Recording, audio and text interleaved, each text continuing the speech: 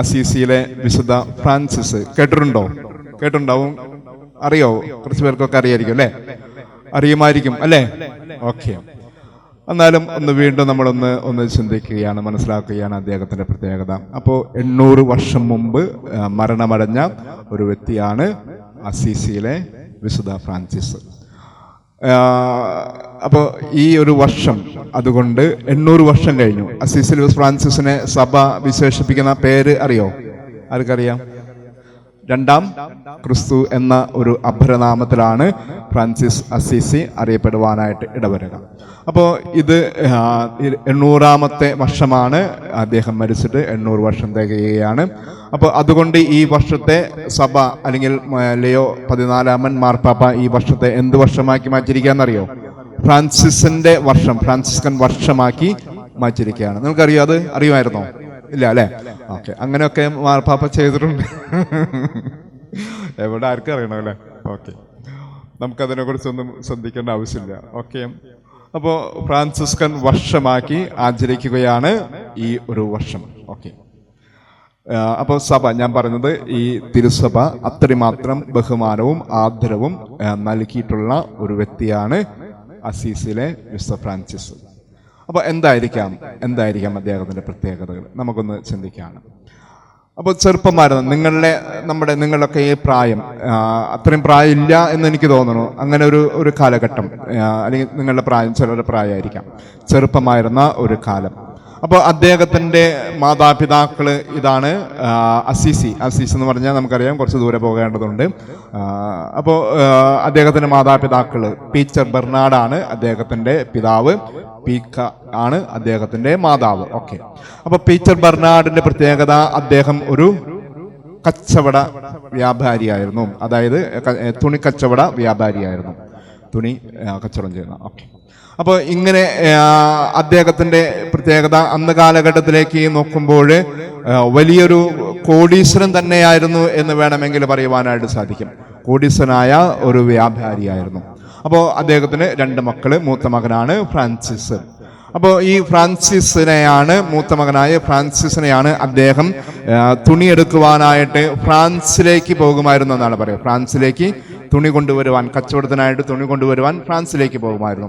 അപ്പോൾ ഫ്രാൻസിൽ ഈ പേര് വരുവാനുള്ള ഒരു കാരണം പറയുന്നതാണ്, അദ്ദേഹം ഫ്രാൻസിലായിരിക്കുമ്പോഴാണ് തുണി കൊണ്ടുവരാനായിട്ട് ഫ്രാൻസിൽ ആയിരുന്നപ്പോഴാണ് ഈ ഫ്രാൻസിസ് ജനിക്കുവാനായിട്ട് വരുന്നത്. അതുകൊണ്ടാണ് ഫ്രാൻസിസ് എന്ന പേര് അദ്ദേഹത്തിന്, ഈ ഫ്രാൻസിസിന് കൊടുത്തത് എന്നാണ് പറയുക. അപ്പോൾ കച്ചവടത്തിനായിട്ട്, അല്ലെങ്കിൽ ഈ തുണി കൊണ്ടുവരുവാനായിട്ട്, അല്ലെങ്കിൽ വസ്ത്രങ്ങൾ കൊണ്ടുവരുവാനായിട്ട് ഫ്രാൻസിലേക്ക് പോകുമ്പോഴോ അല്ലെങ്കിൽ വേറെ എവിടെയെങ്കിലുമൊക്കെ പോകുമ്പോൾ യുവാവായിരുന്ന ഈ ഫ്രാൻസിസിനെയാണ് ഈ ഒരു കച്ചവട സ്ഥാപനം അദ്ദേഹം വരമേൽപ്പിക്കുക.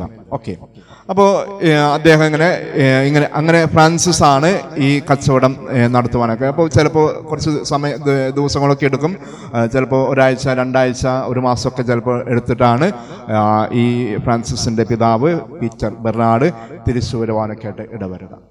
അങ്ങനെ കച്ചവടം നടത്തുകയാണ്. പീറ്റർ ബെർണാഡ് നല്ല ഒരു കച്ചവടക്കാരനാണ്. പീറ്റർ ബെർണാഡിന്റെ പ്രത്യേകത തന്നെയാണ്, ഈ മകനെയും ഈ കച്ചവടം പതുക്കെ ഏൽപ്പിക്കണം എന്ന ഒരു ചിന്തയായിരുന്നു ആർക്കുണ്ടായിരുന്നത്? ഈ പീറ്റർ ബെർണാഡിന് ഉണ്ടായിരുന്നത്. അങ്ങനെയാണ് ഫ്രാൻസിസിനെ കച്ചവടമൊക്കെ ഏൽപ്പിക്കുവാനായിട്ട് ഇടവരുക. അപ്പോൾ ഫ്രാൻസിസിന്റെ പ്രത്യേകത ഇപ്രകാരമായിരുന്നു. കച്ചവടം നടത്തുന്നുണ്ട്, കച്ചവടം ചെയ്യുന്നുണ്ട്. അതോടൊപ്പം തന്നെ ചിലപ്പോഴൊക്കെ ആരെങ്കിലും പാവപ്പെട്ടവർ വന്നു കഴിഞ്ഞാൽ എന്ത് ചെയ്യും? ചില വസ്ത്രങ്ങൾ അവർക്ക് ദാനമായിട്ട് കൊടുക്കും. മനസ്സിലായോ? അപ്പൊ അങ്ങനെ ഒരു പ്രകൃതമായിരുന്നു ആരുടേത്? ഫ്രാൻസിസിൻ്റെത്. കച്ചവടം പൊളിയാൻ ഏറ്റവും വലിയ മാർഗമാണ് അല്ലേ? കച്ചവടം പൊളിയാൻ ഏറ്റവും വലിയ ഒരു മാർഗമാണ്. അപ്പോൾ പാവപ്പെട്ടവർ ഒരുപാട് പേര് കടന്നു വരുമായിരുന്നു. അവർക്കൊക്കെ ഈ ചിലപ്പോഴൊക്കെ വസ്ത്രങ്ങൾ ഫ്രീ ആയിട്ട് കൊടുത്ത് അവരെ പറഞ്ഞു വിടുന്ന ഒരു പ്രകൃതം ഈ ചെറുപ്പക്കാരനായ ഫ്രാൻസിസിന് ഉണ്ടായിരുന്നു. ഓക്കെ. അപ്പോൾ അങ്ങനെ ഇങ്ങനെ കച്ചവടം നടന്നുകൊണ്ടിരിക്കുകയാണ്. അപ്പോൾ അതിനോടൊപ്പം തന്നെ ഈ പീറ്റർ ബെർണാഡിന് ഫ്രാൻസിനെ കുറിച്ചുള്ള സ്വപ്നങ്ങൾ ഇതാണ്, ഒരു കച്ചവടക്കാരനായി മാറണം, തന്നെ പോലെ ഒരു കച്ചവടക്കാരനായി മാറണം. രണ്ടാമത്തെ പ്രത്യേകത എന്ന് പറയുന്നത്, രണ്ടാമത്തെ സ്വപ്നം പീറ്റർ ബെർണാഡിന് ഇദ്ദേഹത്തെക്കുറിച്ച്, മകനെ കുറിച്ചുള്ള സ്വപ്നം ഇതാണ്. അന്ന് കാലഘട്ടത്തിലാണ് സഭയിലെ കുരിശ് യുദ്ധം കേട്ടുണ്ടാവും അല്ലെ? കുരിശ് യുദ്ധങ്ങളുടെ ഒരു കാലഘട്ടമായിരുന്നു. അപ്പോൾ ജെറൂസലേം ദേവാലയം നശിക്കപ്പെടാതിരിക്കുവാൻ വേണ്ടിയിട്ട്, സംരക്ഷിക്കുവാൻ വേണ്ടിയിട്ടാണ് ഈ കുരിശ് യുദ്ധം മാർപ്പാപ്പ അഴിച്ചുവിടുവാനൊക്കെ ആയിട്ട് ഇടവരുക. അതിനെ തകർക്കുന്നവരെ ഓടിപ്പിക്കുവാനോ നശിപ്പിച്ചു കളയുവാനോ കൊന്നുകളയുവാനോ ഒക്കെ ആയിട്ടാണ് കുരിശ് യുദ്ധം സഭ ഇറക്കുക. മനസ്സിലായല്ലോ അല്ലെ? ഓക്കെ. അപ്പോൾ അങ്ങനെ ഈ ഫ്രാൻസിസിനെ അതിനെ ഒരുക്കുകയാണ്. തൻ്റെ പീറ്റർ ബെർണാഡ് പിതാവ് ഈ ഫ്രാൻസിസിനെയും കൂടിയും ഒരുക്കുകയാണ്. അപ്പോൾ കുരിശുദ്ധനായിട്ട് പോയി കഴിഞ്ഞാലുള്ള ഗുണങ്ങൾ, അത് വിജയിച്ചു വന്നു കഴിഞ്ഞാൽ ഒരു വലിയൊരു സ്ഥാനം ലഭിക്കുകയാണ്. മാടമ്പി സ്ഥാനം എന്നൊക്കെ പറയും. ഒരു മാടമ്പി സ്ഥാനം, ഞാൻ വലിയ ഒരു നേതാവായി, ഫ്രാൻസിസ് ഒരു വലിയ നേതാവായിട്ട് മാറുവാനായിട്ട് ഇടവരുന്നു. അപ്പോൾ ഇതൊക്കെയാണ് പീറ്റർ ബെർണാഡിൻ്റെ, ഈ ഫ്രാൻസിസിന്റെ പിതാവായ പീറ്റർ ബെർണാഡിന്റെ സ്വപ്നം എന്ന് പറയുന്നത് ഇതാണ്. അപ്പോൾ കുരിശുദ്ധനായിട്ട് പോയി മാടമ്പിയെ മറ്റ് എല്ലാ യുവജനങ്ങളെക്കാളും കേമനായിട്ട്, മനസ്സിലായോ, നേതാവായിട്ട് മാറുക എന്ന ഒരു സ്വപ്നം കൂടിയും ആർക്കുണ്ടായിരുന്നു? പീറ്റർ ബെർണാഡിന് ഫ്രാൻസിസിനെ കുറിച്ച് ഉണ്ടായിരുന്നു. അപ്പോൾ അങ്ങനെ ഈ ഒരുക്കുകയാണ് ഫ്രാൻസിസിനെ. ഈ പീറ്റർ ബെർണാഡ് പിതാവ് ഇങ്ങനെ ഒരുക്കുന്നു, കുരിശുദ്ധനായിട്ട് ഒരുക്കുന്നു. അങ്ങനെ കുരിശുദ്ധത്തിനായിട്ട് പോകുകയാണ്. അപ്പോൾ പോകുമ്പോൾ അതെ, നമുക്കറിയാം യുദ്ധത്തിനായിട്ട് പോകുമ്പോൾ പരിചയം, യുദ്ധം, വാളും പരിചയം ഒക്കെ ആവശ്യമാണ്. ഇതൊക്കെയായിട്ട് ഫ്രാൻസിസും കൂട്ടരും കൂടി യുദ്ധത്തിനായിട്ട്, കുരിശ് യുദ്ധത്തിനായിട്ട് ഇറങ്ങി പുറപ്പെടുകയാണ്. അങ്ങനെ ഇറങ്ങി പുറപ്പെടുന്നതിന് മുമ്പ് തന്നെ ഫ്രാൻസിസിന്റെ ഒരു പ്രകൃതം ഞാൻ പറഞ്ഞു. എന്താണ് പ്രകൃതം? എന്തായിരുന്നു? സ്വഭാവം എന്തായിരുന്നു? പാവപ്പെട്ടവരെ അവരോട് സ്നേഹമിഷ്ടമൊക്കെ ഉണ്ട്. അപ്പോൾ അവർക്ക് വസ്ത്രങ്ങൾ ഫ്രീ ആയിട്ട് കൊടുക്കുന്ന ഒരു ദരിദ്രരോട് ഒരു ഇഷ്ടമൊക്കെയുള്ള വ്യക്തിയാണ്. അപ്പോൾ അതുപോലെ തന്നെ കുരിശുദ്ധനെ പോകുമ്പോഴേ ഈ പിതാവ് ഇങ്ങനെ ഒരുക്കുന്നുണ്ട് എങ്കിൽ തന്നെയും ഫ്രാൻസിസിന്റെ മനസ്സിൽ ഉള്ള ഒരു ചിന്ത വ്യത്യസ്തമായ ഒരു ചിന്തയായിരുന്നു. അപ്പോൾ യുദ്ധം ചെയ്തു കഴിഞ്ഞാൽ ആരും, അല്ലെങ്കിൽ എതിർ ടീമായി കഴിഞ്ഞാൽ, നമുക്കറിയുന്ന യുദ്ധങ്ങളൊക്കെ നടന്നുകൊണ്ടിരിക്കുന്നുണ്ട്, രാജ്യങ്ങൾ തമ്മിൽ യുദ്ധങ്ങൾ നടന്നുകൊണ്ടിരിക്കുന്നു. മറ്റു രാജ്യത്തെ നശിപ്പിക്കുക, അതാണ് അല്ലെ, അല്ലെങ്കിൽ മറ്റുള്ളവരെ കൊല്ലുക എന്ന വധിക്കുക എന്ന ഒന്നാണ് യുദ്ധം എന്ന് പറഞ്ഞു കഴിഞ്ഞാൽ. അപ്പോൾ അതിന് ഈ ഫ്രാൻസിസിന്റെ മനസ്സിൽ വലിയ ഒരു വിഷമം, മറ്റുള്ളവരെ കൊന്നുകളയുക എന്ന് പറയുമ്പോൾ ഒരു വിഷമം നിറഞ്ഞ ഒരു കാര്യമായിരുന്നു ഫ്രാൻസിനെ സംബന്ധിച്ചിടത്തോളം. എന്നാൽ പീറ്റർ ബെർണാഡ് അവരൊക്കെ നശിപ്പിച്ച്, അദ്ദേഹം പറയുക, അവരൊക്കെ നശിപ്പിച്ച് തിരിച്ചു വന്ന് ജേതാവായി മാറണം. അപ്പോൾ രണ്ട് കാര്യങ്ങളാണ്. ഒന്ന്, പീറ്റർ ബെർണാഡ് പിതാവ് ഇങ്ങനെ നിർബന്ധിക്കുന്നു, അല്ലെങ്കിൽ സഭ ഇങ്ങനെ നിർബന്ധിക്കുന്നു. അതേസമയം ഉള്ളിലെ അവരെ കൊന്നു കഴിഞ്ഞാൽ ഞാൻ വലിയ പാപിയായിട്ട് മാറുന്നു, കൊലപാതകിയായിട്ട് മാറുന്നു, അല്ലെങ്കിൽ ജീവനെ അപഹരിക്കുന്ന വ്യക്തിയായിട്ട് മാറുന്നു, അല്ലെ, ജീവനെ നശിപ്പിക്കുന്നവനായിട്ട് മാറുകയാണ്. ഇതൊക്കെയാണ് ഈ ഫ്രാൻസിസിന്റെ ഉള്ളിലുണ്ടായിരുന്ന ഒരു സംഘടനം, തൻ്റെ ഉള്ളിൽ ഒരു സംഘടനം, അല്ലെങ്കിൽ തൻ്റെ ഉള്ളിൽ ഒരു യുദ്ധം നടക്കുകയാണ്. മനസ്സിലായോ? രണ്ട് തരത്തില്. അപ്പൊ ഇങ്ങനെ യാത്ര ചെയ്യുന്നു. ഒരു ദിവസം രാത്രിയിൽ അവര് കിടന്ന് ഉറങ്ങുകയാണ്. യുദ്ധത്തിന് പോയവരെല്ലാവരും കിടന്ന് ഉറങ്ങുകയാണ്. അപ്പോൾ ഉറങ്ങുന്ന സമയത്താണ് ദൈവം ഇടപെടുവാനായിട്ട് ഇടവരുന്നത്. ഞാൻ പറഞ്ഞു, ഫ്രാൻസിസിന്റെ മനസ്സ് അത് മനോഹരമായ സുന്ദരമായ ഒരു മനസ്സാണ്. ആരെയും കൊല്ലുവാനായിട്ട് അദ്ദേഹത്തിന് താല്പര്യമില്ലാത്തൊരു മനസ്സ്. അദ്ദേഹത്തിന്റെ ഉള്ളിൽ ഒരു യുദ്ധം നടന്നുകൊണ്ടിരിക്കുകയാണ്. പിതാവിന്റെ ആ മാടമ്പി സ്ഥാനവും അതോടൊപ്പം തന്നെ ഉള്ളിൽ ആരെയും കൊല്ലരുത്, വധിക്കരുത് എന്ന് പറയുന്ന ഈശോയുടെ ആ വാക്കുകളും കൂടി ഉള്ളിൽ കിടന്ന് ഇങ്ങനെ ഒരു യുദ്ധം നടക്കുകയാണ്. അപ്പോൾ രാത്രിയിൽ കിടന്നുറങ്ങുമ്പോഴാണ് ഒരു സ്വരം ഫ്രാൻസിസ് കേൾക്കുവാനായിട്ട് ഇടവരുന്നു. ആ സ്വരം ഇപ്രകാരമാണ്. ഫ്രാൻസിസിനെ വിളിക്കുകയാണ്. ദൈവം ഫ്രാൻസിസിനെ വിളിക്കുന്നു. ഫ്രാൻസിസ്. ഉടനെ തന്നെ ഫ്രാൻസിസ് ചാടി എഴുന്നേൽക്കുകയാണ്. എന്നിട്ട് ഫ്രാൻസിസിനോട് ചോദിക്കുന്നു, യജമാനെ സേവിക്കുന്നതോ ഭൃത്യനെ സേവിക്കുന്നതോ ഉത്തമം എന്ന് ചോദിക്കുകയാണ്. അപ്പോൾ ഫ്രാൻസിസ് ഉടനെ തന്നെ പറയുന്നുണ്ട്, യജമാനെ സേവിക്കുന്നതാണ് ഉത്തമം. അപ്പോൾ ഉടനെ തന്നെ ഈ ശബ്ദം ദൈവം അവനോട് പറയുന്നു, എങ്കിൽ കുരിശ് യുദ്ധം ഉപേക്ഷിച്ചുകൊണ്ട് അസീസിയിലേക്ക് തിരിച്ചു പോവുക എന്ന് പറയുകയാണ്. യുദ്ധം ഉപേക്ഷിച്ചുകൊണ്ട് അസീസിയിലേക്ക് തിരിച്ചു പോവുക. അപ്പോൾ അദ്ദേഹത്തിന് നല്ല ഒരു മറുപടി, ആ യുദ്ധം അദ്ദേഹത്തിൻ്റെ മനസ്സിലുണ്ടായിരുന്ന യുദ്ധമുണ്ട്, അദ്ദേഹം ഇറങ്ങിപ്പുറപ്പെട്ട ഒരു യുദ്ധമുണ്ട്. ആ യുദ്ധമെല്ലാം ഉപേക്ഷിച്ചുകൊണ്ട് ഈ ഫ്രാൻസിസ് തിരിച്ച് അസീസിയിലേക്ക് പോരുകയാണ്. അപ്പോൾ അസീസിലേക്ക് പോരുന്നു എന്ന് പറഞ്ഞു കഴിഞ്ഞാൽ വീട്ടിലേക്ക് പോരുകയാണ്. അപ്പോൾ വീട്ടിലേക്ക് വരുമ്പോഴാണ് വേറെ സംഘർഷങ്ങൾ ഉണ്ടാകുക. വേറെ സംഘർഷം എന്ന് പറയുന്നതാണ് പീറ്റർ ബെർണാഡ്, തൻ്റെ പിതാവ്. അദ്ദേഹം വലിയൊരു സ്വപ്നത്തോടു കൂടിയാണ് ഈ ഫ്രാൻസിസിനെ കുരിശുദ്ധനായിട്ട് പറഞ്ഞു വിടുക. അതെല്ലാം ഉപേക്ഷിച്ചുകൊണ്ട് അവൻ തിരിച്ചു വന്നിരിക്കുന്നു എന്ന് കണ്ടപ്പോൾ ആ ഫ്രാൻസിസിനോട് അദ്ദേഹത്തിന്, പീറ്റർ ബെർണാഡിന്, തൻ്റെ പിതാവിന് അങ്ങേയറ്റത്ത് വെറുപ്പും വിരോധമാണ്. നീ എന്ത് ഭ്രാന്താണ് കാണിച്ചത് എന്നൊക്കെ പറഞ്ഞുകൊണ്ട് അദ്ദേഹത്തെ സഹായിക്കുകയാണ്, ഫ്രാൻസിസിനെ സഹായിക്കുകയാണ് ഈ പിതാവ്. അപ്പോൾ വീണ്ടും സംഘർഷങ്ങളായിട്ട് മാറി. നീ എൻ്റെ മകനല്ല എന്ന് പറഞ്ഞുകൊണ്ട് ഫ്രാൻസിസിനെ പതുക്കെ വീട്ടിൽ നിന്നും പറഞ്ഞ് അയക്കുവാനായിട്ട് ഇടവരുകയാണ് ചെയ്തത്. അപ്പോൾ ഇങ്ങനെ ഫ്രാൻസിസിനെ വീട്ടിൽ നിന്ന് പുറത്താക്കുന്നു. അങ്ങനെ ഫ്രാൻസിസ് ഇനി എന്ത് ചെയ്യും എന്ന് ചിന്തിച്ചു കൊണ്ടിരിക്കുമ്പോഴാണ് തൻ്റെ സങ്കടങ്ങൾ, വിഷമതകൾ ഫ്രാൻസിസ് അവിടെയുള്ള വികാരി അച്ഛൻ്റെ അരികിൽ ചെന്ന് പറയുവാനായിട്ട് ഇടവരുന്നു. മനസ്സിലായോ? വികാരിയച്ഛൻ്റെ അടുത്ത് ചെന്ന് പറയുന്നു. അങ്ങനെ വികാരിയച്ഛൻ്റെ അഭിപ്രായത്തിൽ അവിടെ അടുത്ത് തന്നെ വികാരിയച്ഛൻ്റെ വേറൊരു ആ ഇടവകയോട് ചേർന്ന് നിൽക്കുന്ന വേറൊരു ദേവാലയമുണ്ട്. അല്പം തകർന്നു കിടക്കുന്ന ഒരു ദേവാലയമാണ്. അപ്പോൾ തകർന്നു കിടക്കുന്ന ആ ദേവാലയത്തിൽ ചെന്ന് പ്രാർത്ഥിക്കുവാനായിട്ട് ഈ ഫ്രാൻസിസ് അനുവാദം ചോദിക്കുകയാണ്. അപ്പോൾ ചെറുപ്പക്കാരനായ ഫ്രാൻസിസിനെ അനുവദിക്കുകയാണ്. ഒരു സാൻ ഡാമിയാനോ എന്ന് പറയുന്ന ഒരു തകർന്നു കിടക്കുന്ന ഒരു ദേവാലയം, അതിനകത്ത് ചെന്ന് ഫ്രാൻസിസ് പ്രാർത്ഥിക്കുകയാണ് ചെയ്യുക. അപ്പോൾ ഇങ്ങനെ തകർന്നു കിടക്കുന്ന ദേവാലയത്തിൻ്റെ പ്രത്യേകത, അതിനകത്ത് മഴ പെയ്തു കഴിഞ്ഞാൽ മഴ കൊള്ളും, വെയിലുണ്ടായി കഴിഞ്ഞാൽ വെയിൽ കൊള്ളും, മേൽക്കൂരയില്ലാത്ത ഒരു ഇടമാണ്. അങ്ങനെ കഴിയുന്ന തരത്തിലൊക്കെ മേൽക്കൂരയൊക്കെ ആക്കി തകർന്നു കിടക്കുന്നതിനെ കുറച്ചൊക്കെ ശരിയാക്കി വെച്ച് ഫ്രാൻസിസ് അതിനകത്ത് പ്രാർത്ഥിക്കുകയാണ്. അതോടൊപ്പം തന്നെ അതിനകത്തൊരു ക്രൂശിത രൂപമുണ്ട്. അപ്പോൾ ക്രൂശിത രൂപത്തിൻ്റെ മുമ്പിൽ ഇരുന്നു കൊണ്ട് ഫ്രാൻസിസ് മുട്ടുകുത്തി ഇരുന്നു കൊണ്ടും ഒക്കെ ഫ്രാൻസിസ് ഇങ്ങനെ ദിവസങ്ങളോളം പ്രാർത്ഥിക്കുകയാണ്. മനസ്സിലായോ? ദിവസങ്ങളോളം പ്രാർത്ഥിച്ചു വരുന്നു. അപ്പൊ ഇങ്ങനെ പ്രാർത്ഥിച്ചുകൊണ്ടിരിക്കുമ്പോഴാണ് ഈ ക്രൂശിത രൂപം അദ്ദേഹത്തോട് സംസാരിക്കുവാനായിട്ട് ഇടവരുന്നത്. ഈ ക്രൂശിത രൂപം സംസാരിക്കുകയാണ്.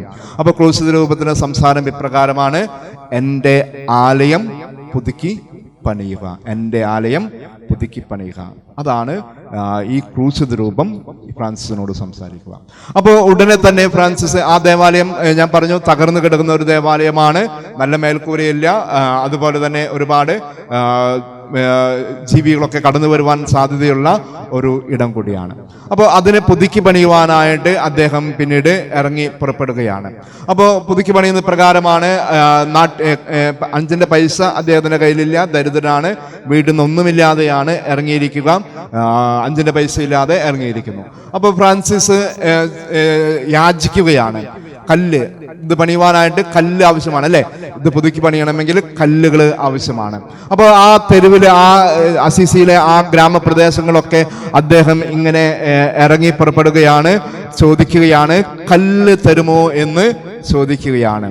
അപ്പോൾ ഒരു കല്ല് തന്നു കഴിഞ്ഞാൽ 2 അനുഗ്രഹം ദൈവം തരും എന്ന് പറഞ്ഞുകൊണ്ട് ഉറക്കെ കല്ല് ചോദിക്കുന്നു. കല്ലിന് വേണ്ടി യാചിക്കുന്ന ഒരു ഫ്രാൻസിസ്. അങ്ങനെ കല്ലിന് വേണ്ടി യാചിച്ചുകൊണ്ടിരിക്കുമ്പോൾ അത് ചിലപ്പോൾ കല്ല് എന്നതിന് പകരം കല്ലേറ് കിട്ടുവാനായിട്ട് ഇടവരുകയാണ്. മറ്റുള്ളവർ ഇവനൊരു ഭ്രാന്തൻ എന്ന് പറഞ്ഞുകൊണ്ട് അദ്ദേഹത്തെ കല്ലുകൾ കൊണ്ട് എറിയുവാനൊക്കെ ആയിട്ട് ഇടവരുന്നു. അതോടൊപ്പം തന്നെ ഇതുപോലെ ഭ്രാന്തൻ എന്ന് വിളിക്കുവാനൊക്കെ ആയിട്ട് ഇടവരുന്നു. ഇത്രയും വലിയ പണക്കാരനായ ഇദ്ദേഹം എന്തിനു വേണ്ടിയിട്ടാണ് ഈ കല്ല് യാചിച്ച് നടക്കുന്നത് എന്നൊക്കെ ചോദിച്ചുകൊണ്ട്, നീ ഭ്രാന്തനാണോ എന്നൊക്കെ ചോദിച്ചുകൊണ്ട് കുറേ പേര് വഴക്ക് പറയുന്നു, തെറി പറയുന്നു, ഭ്രാന്തൻ എന്ന് വിളിക്കുന്നു. ഇങ്ങനെ ഇതൊക്കെ കേട്ടുകൊണ്ടും അദ്ദേഹത്തിൻ്റെ ആ ജോലി അദ്ദേഹം അവസാനിപ്പിച്ചില്ല. വീണ്ടും ചോദിക്കുകയാണ്, കല്ല് തരുമോ എന്ന് ചോദിക്കുകയാണ്. കല്ല് തരുമോ, ഒരു കല്ല് തരുമോ, 2 അനുഗ്രഹം തരും, ദൈവം തരും എന്ന് പറഞ്ഞുകൊണ്ട് അദ്ദേഹം ഇങ്ങനെ ചോദ്യങ്ങൾ ചോദിച്ചുകൊണ്ടിരിക്കുന്നു. അങ്ങനെ കുറച്ച് പേരൊക്കെ കല്ലുകളൊക്കെ തന്നു. അതൊക്കെ ചുമന്നു കൊണ്ടുവന്ന് അദ്ദേഹം നല്ല മനോഹരമായ ഒരു ദേവാലയം അവിടെ നിർമ്മിക്കുവാനായിട്ട് ഇടവന്നു. സാൻ ഡാമിയാനോ എന്ന് പറയുന്ന ആ ദേവാലയത്തെ പുതുക്കി പണിയുവാനായിട്ട് ഇടവരുകയാണ് ചെയ്യുക. അദ്ദേഹം അങ്ങനെ ഒരു പുതിയ ദേവാലയം, അല്ലെങ്കിൽ സാൻ ഡാമിയാനോ എന്ന് പറയുന്ന ആ ദേവാലയത്തെ പുതുക്കി പണി തുടർന്ന് അത് കഴിയുന്നു. അപ്പോഴാണ് വീണ്ടും പ്രശ്നങ്ങൾ ഉണ്ടാക്കുകയാണ്. ആരായിരിക്കാം പ്രശ്നം ഉണ്ടാക്കുന്നത്? ആരായിരിക്കാം പ്രശ്നക്കാരൻ? ആരായിരിക്കാം? ആരായിരിക്കാം? ആരും അറിയില്ല അല്ലെ? ഈ പീറ്റർ ബെർണാഡ് തന്നെയാണ് പ്രശ്നക്കാരനായിട്ട് മാറുക. ആരാ പറഞ്ഞ? സാത്താൻ ഈ പീറ്റർ ബെർണാഡിന്റെ രൂപത്തിൽ ഇങ്ങനെ കടന്നു വരികയാണ്. അപ്പോ പീറ്റർ ബെർണാഡ്, അതായത് തന്റെ പിതാവ്, ഫ്രാൻസിന്റെ പിതാവ്. അപ്പൊ ഇങ്ങനെ ഭ്രാന്തനെ പോലെ നടക്കുന്ന കാണുമ്പോൾ ഇതൊക്കെ ഈ പീറ്റർ ബെർണാഡ്, ഈ ഫ്രാൻസിസിന്റെ പിതാവ് ഇത് അറിയുന്നു അല്ലെ? അറിയുന്നു. അപ്പോ ആർക്കാണ് മോശക്കേടാവുന്നേ?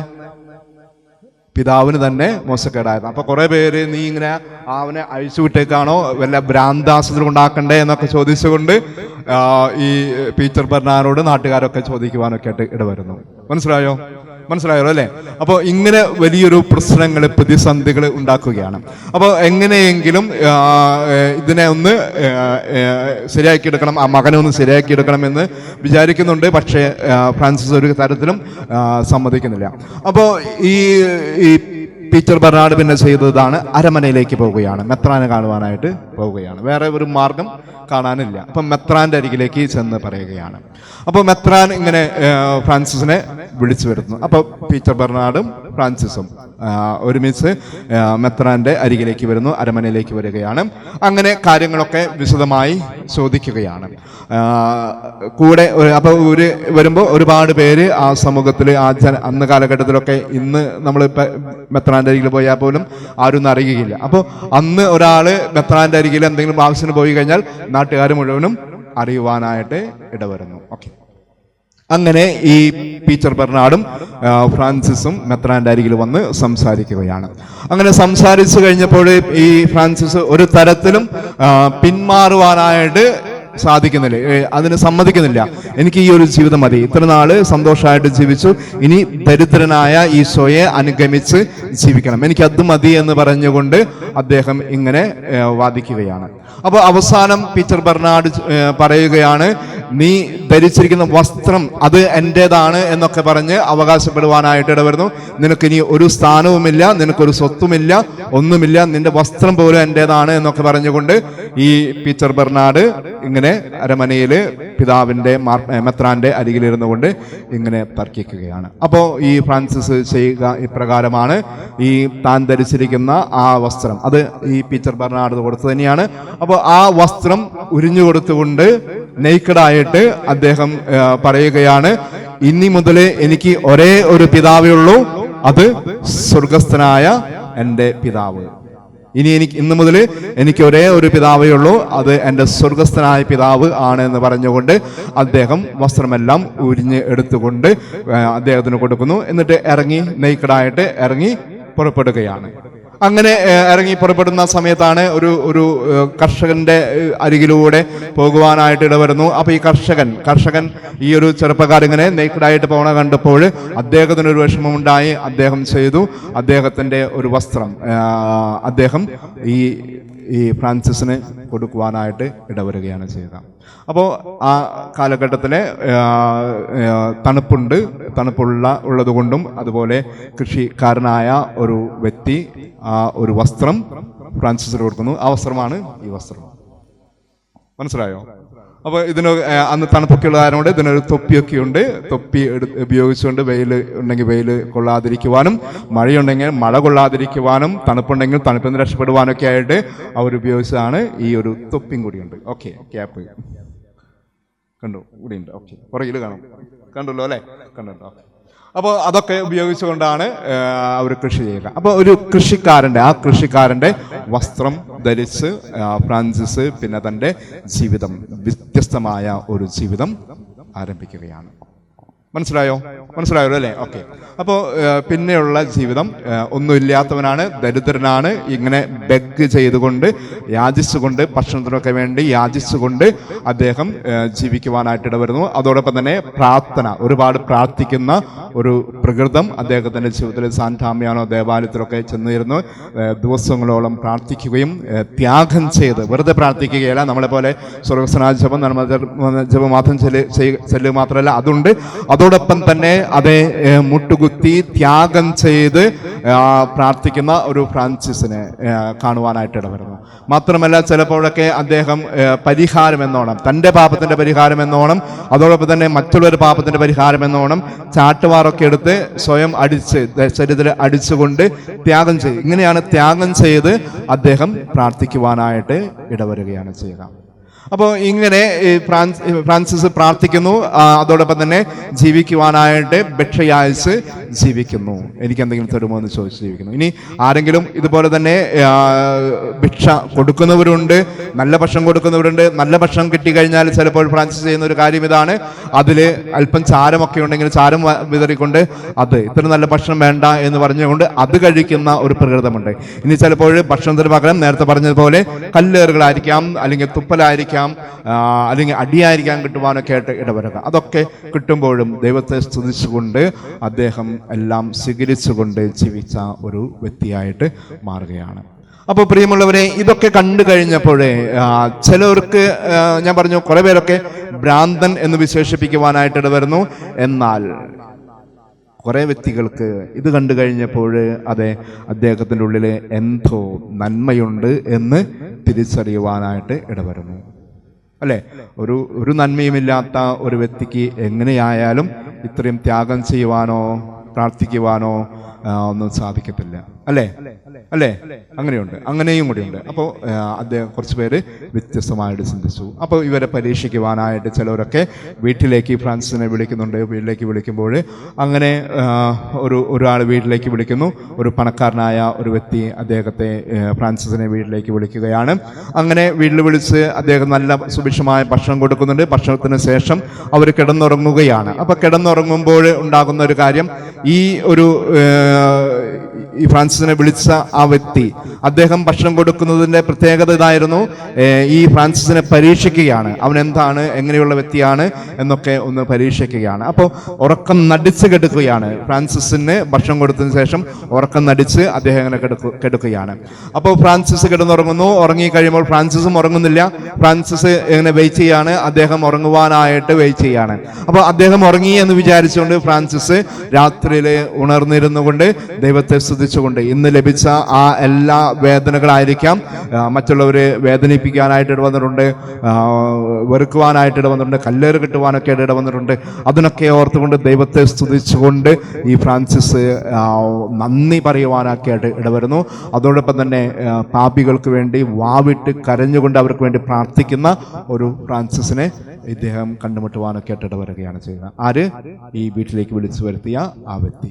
അപ്പോൾ ഫ്രാൻസിസിൻ്റെ രാത്രിയിൽ ഇങ്ങനെ മനോഹരമായ മുട്ടുമേൽ നിന്നുകൊണ്ട് ത്യാഗം ചെയ്തുകൊണ്ടുള്ള ഒരു പ്രാർത്ഥന, അത് കണ്ടപ്പോൾ ഈ വ്യക്തി പതുക്കെ എന്ത് ചെയ്തു, ഇത് ഒറിജിനലാണ്, ഫ്രാൻസിസ് ഭ്രാന്തനല്ല, വ്യത്യസ്തനായ ഒരു വ്യക്തിയാണെന്ന് തിരിച്ചറിയുവാനായിട്ട് വരുന്നു. അങ്ങനെ അദ്ദേഹം ഈ ഫ്രാൻസിസിനെ പോലെ ജീവിക്കണം എന്ന് ആഗ്രഹിച്ചുകൊണ്ട് അടുത്ത ദിവസം പുലർച്ചെ രാവിലെ തന്നെ എനിക്കും ഇതുപോലെ ജീവിക്കണമെന്ന് പറഞ്ഞുകൊണ്ട് എല്ലാം ഉപേക്ഷിച്ചുകൊണ്ട്, അതിന് ജീവിക്കുവാനായിട്ട് ഫ്രാൻസിസ് പറഞ്ഞ മാർഗം എല്ലാം ഉപേക്ഷിച്ച് ദരിദ്രർക്ക് കൊടുക്കുക, എന്നിട്ട് ഒരുമിച്ച് ജീവിക്കാം എന്ന് പറഞ്ഞുകൊണ്ട് അതുപോലെ ചെയ്യുകയാണ്. അങ്ങനെ ഫ്രാൻസിസിന് ആദ്യത്തെ ഒരു അനുയായി ഉണ്ടാവുകയാണ്.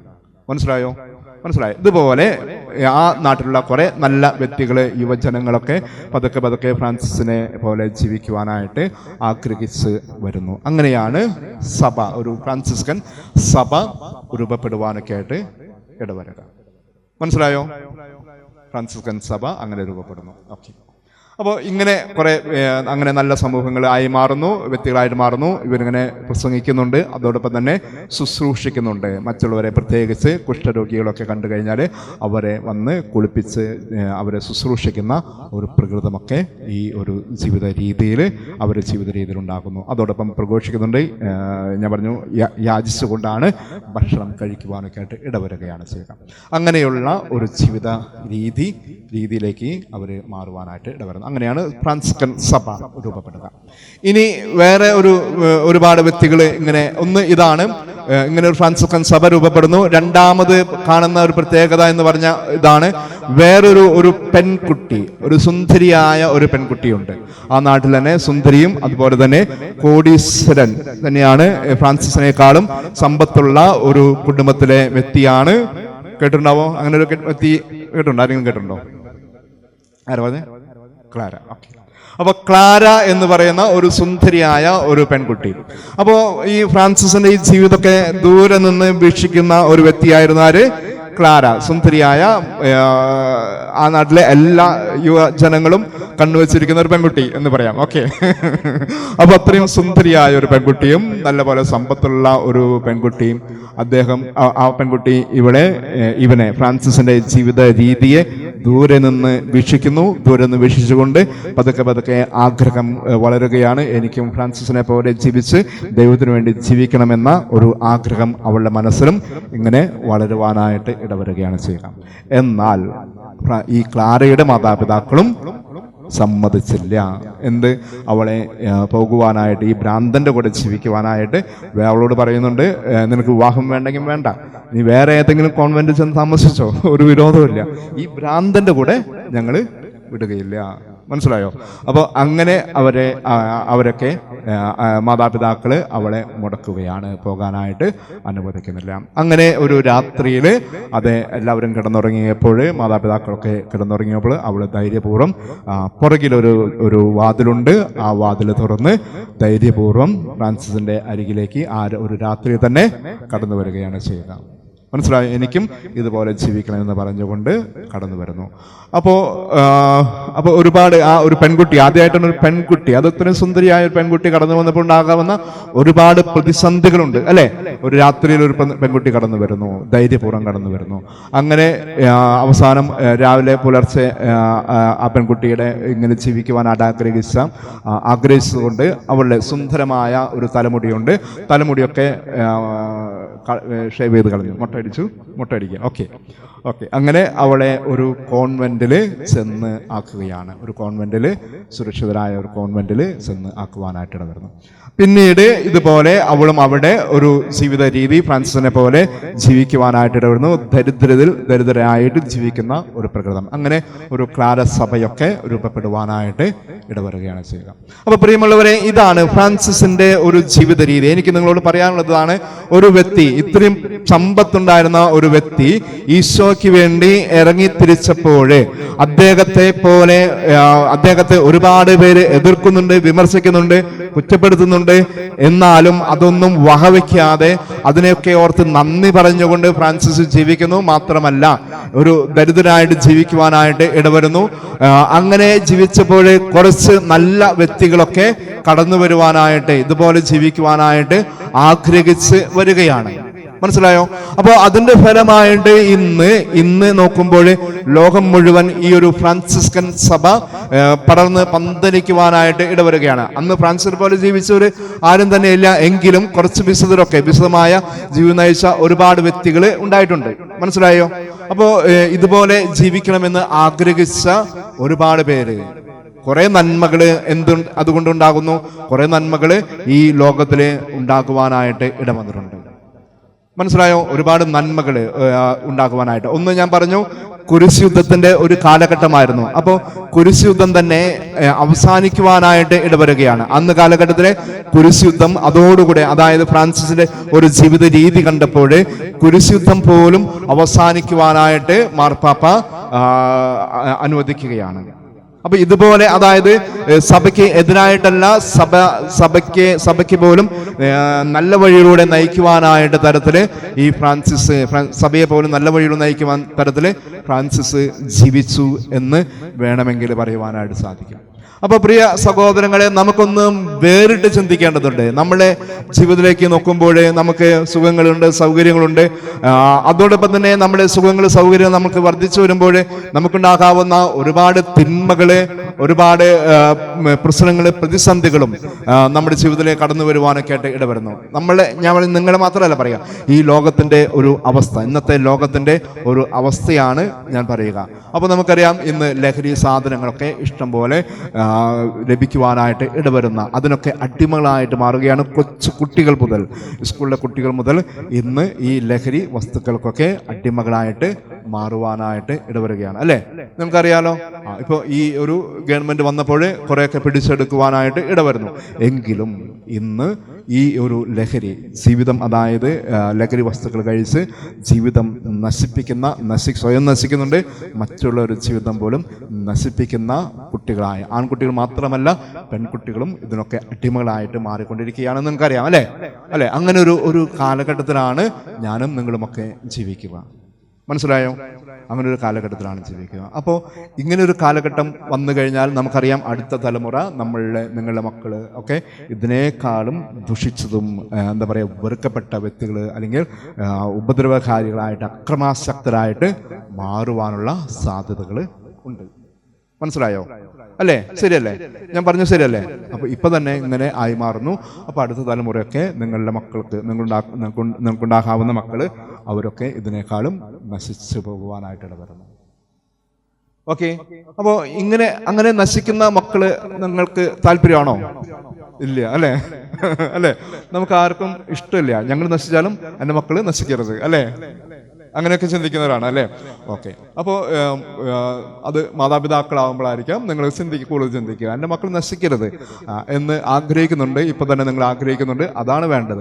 അപ്പോൾ അങ്ങനെ ഒരു മക്കളെ രൂപപ്പെടുത്തുവാനായിട്ട്, ചീത്തയായുള്ള മക്കളെ രൂപപ്പെടുത്തുകയല്ല നമ്മുടെ ലക്ഷ്യം. അപ്പോൾ അതിനപ്പുറത്ത് നന്മയുടെ മക്കളെ രൂപപ്പെടുത്തേണ്ടതുണ്ട്, അല്ലെ? നന്മ ഉണ്ടാകാവുന്ന മക്കളെ രൂപപ്പെടുത്തേണ്ടതുണ്ട്. അപ്പോൾ അതിന് നമ്മൾ ഇന്ന് തന്നെ ഒരുങ്ങണം എന്നാണ് പറയുക. മനസ്സിലായോ? ഞാൻ പറഞ്ഞതിന്റെ പൊരുൾ ഇതാണ്. ഫ്രാൻസിസ് ഇതുപോലെ ഇങ്ങനെ ഒരു ലോകം മാറുന്ന സഭയുടെ ഒരു പ്രശ്നം ഇതായിരുന്നു.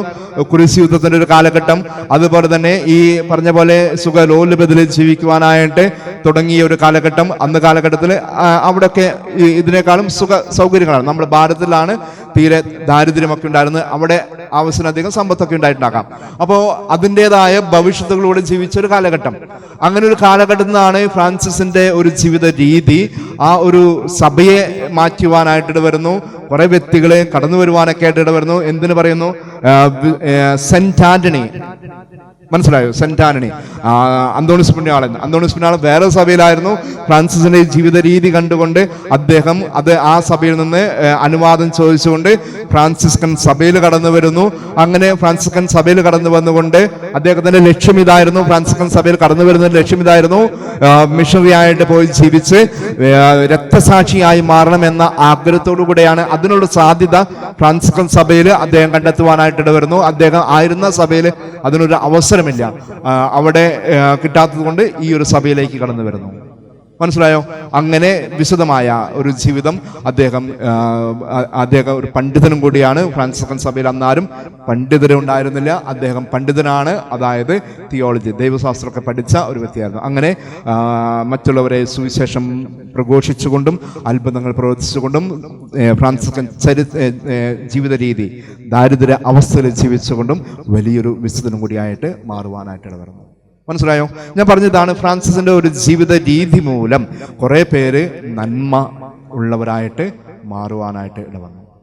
അപ്പോൾ നിങ്ങളോട് ചോദിക്കുന്ന ഒരു ചോദ്യം, അല്ലെങ്കിൽ ഈ ഫ്രാൻസിസോ അല്ലെങ്കിൽ സഭയൊക്കെ ആവശ്യപ്പെടുന്ന ഒരു കാര്യം, ഇതുപോലെ ഫ്രാൻസിസിനെ പോലെയായി മാറണമെന്നോ അല്ലെങ്കിൽ സെന്റാനിയെ പോലെയായി മാറണമെന്നോ അല്ലെങ്കിൽ ക്ലാരയെ പോലെയായി മാറണമെന്നോ ഒന്നായിരിക്കില്ല. ഇനി ആവാൻ സാധിക്കുന്നവർക്ക് നല്ലതാണ്, ഒരു വിരോധവും ആരും പറയില്ല, അല്ലെ?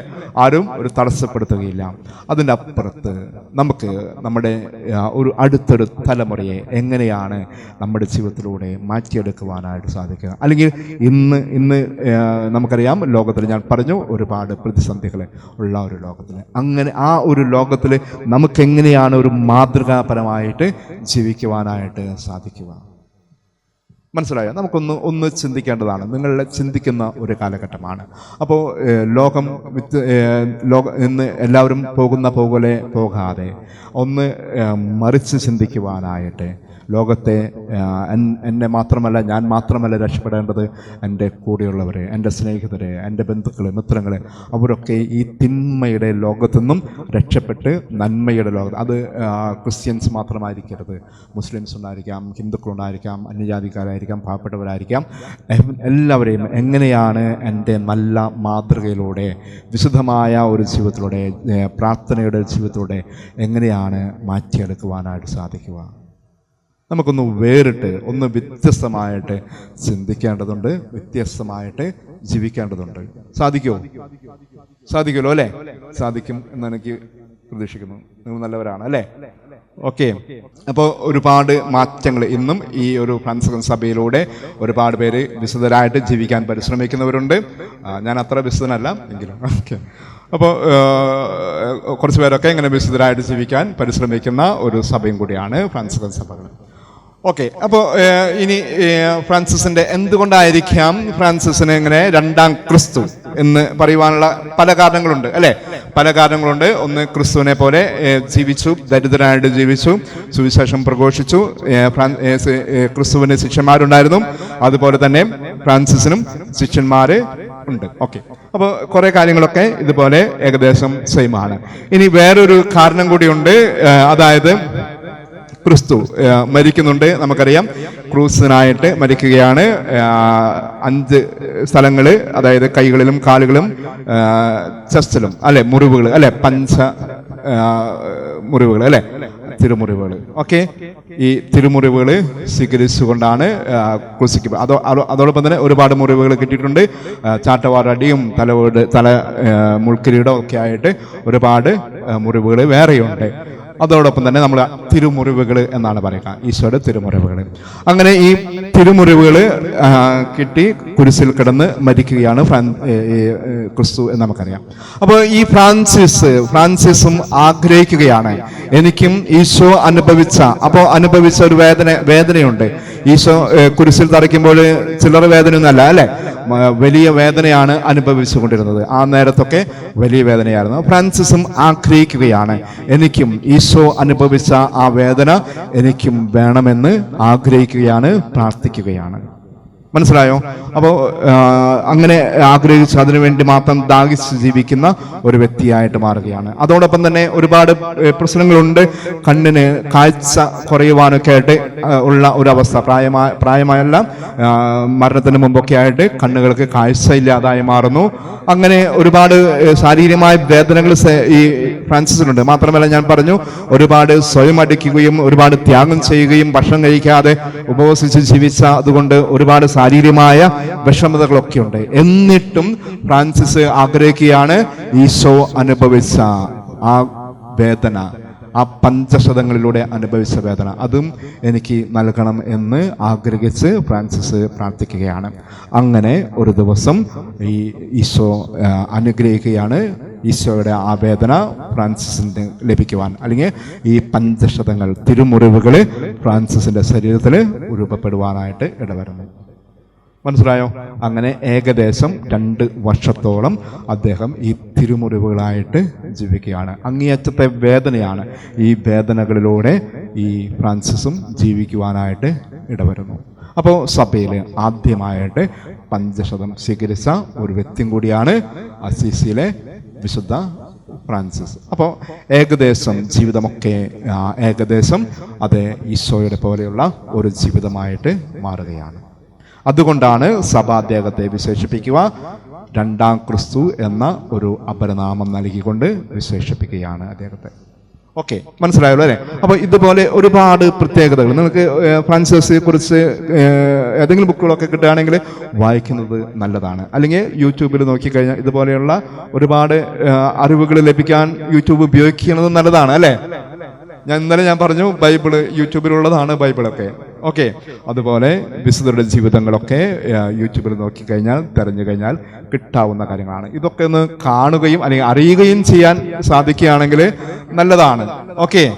എല്ലാ മറ്റ് അറിവുകളെക്കാളും ഉപരിയായിട്ട് നമുക്കൊരു അനുഗ്രഹം ലഭിക്കുവാനായിട്ട്, പുതിയ വ്യത്യസ്തമായ രീതിയിൽ ചിന്തിക്കുവാനും പ്രവർത്തിക്കുവാനായിട്ട് നമുക്ക് പ്രേരിപ്പിക്കുന്ന വിശുദ്ധരുണ്ട്. മനസ്സിലായോ? അപ്പോൾ നമുക്കൊന്ന് ചിന്തിച്ച് നോക്കാം. വ്യത്യസ്തമായിട്ട് മാറണം, വിശുദ്ധമായ ജീവിതം നയിക്കുവാനായിട്ട് സാധിക്കുകയാണെങ്കിൽ നമ്മളെപ്പോലെ മറ്റുള്ളവർ ജീവിക്കുവാനായിട്ട് ഇടവരും. അപ്പോൾ എപ്പോഴും മറ്റുള്ളവരെ കുറ്റപ്പെടുത്തിക്കൊണ്ട് എതിർത്തുകൊണ്ട് ജീവിക്കുവാനായിട്ട് തുടങ്ങിക്കഴിഞ്ഞാൽ നമുക്കറിയാം ആർക്കും നമ്മെ ഇഷ്ടപ്പെടുകയില്ല, അല്ലേ? ആർക്കും നമ്മെ ഇഷ്ടപ്പെടുകയില്ല. നമ്മളിൽ നിന്ന് അകന്നു പോകുവാനായിട്ടാണ് എല്ലാവരും താല്പര്യപ്പെടുക. നേരെ മറിച്ച് ഒരു വിശുദ്ധമായ നല്ല ജീവിതമുണ്ടെങ്കിൽ കുറച്ചു പേരൊക്കെ നമ്മളെ അനുഗമിക്കുന്നവരുണ്ടാവാം, ഇഷ്ടപ്പെടുന്നവർ, മറ്റുള്ളവർ കുറ്റപ്പെടുത്തുന്നുണ്ടാകാം. എന്നാലും കുറച്ചു പേരൊക്കെ നമ്മളുടെ നന്മ കണ്ടെത്തുവാനൊക്കെ ആയിട്ട് ഇടവരുകയും നന്മ പ്രവർത്തിക്കുന്നവരായിട്ട് മാറുവാനായിട്ട് ഇടവരും. മനസ്സിലായല്ലോ അല്ലേ? നമുക്കൊന്ന് ചിന്തിക്കുക, വേറിട്ട് ചിന്തിക്കുക, ഡൈവേർട്ട്, ചിന്തകളെ ഒന്ന് ഡൈവേർട്ട് ചെയ്യാന്ന് പറയും. ഓക്കെ. വ്യത്യസ്തമായ രീതിയിൽ നമുക്കൊന്ന് ചിന്തിക്കാൻ, ഈശോയുടെ പോലെ ചിന്തിക്കാനും ഫ്രാൻസിസ് അസീസിയെ പോലെ ചിന്തിക്കുവാനൊക്കെ ആയിട്ട്, അല്ലെങ്കിൽ വിശുദ്ധരെ പോലെ വ്യത്യസ്തമായിട്ടൊന്ന് ചിന്തിക്കുവാനും പ്രവർത്തിക്കുവാനും പ്രാർത്ഥിക്കുവാനൊക്കെ ആയിട്ട് നമുക്ക് സാധിക്കുമ്പോൾ നമ്മളാണ് അടുത്ത തലമുറയെ പുതിയ ഒരു തലമുറയാക്കി മാറ്റുവാനായിട്ട് ഇടവരുക.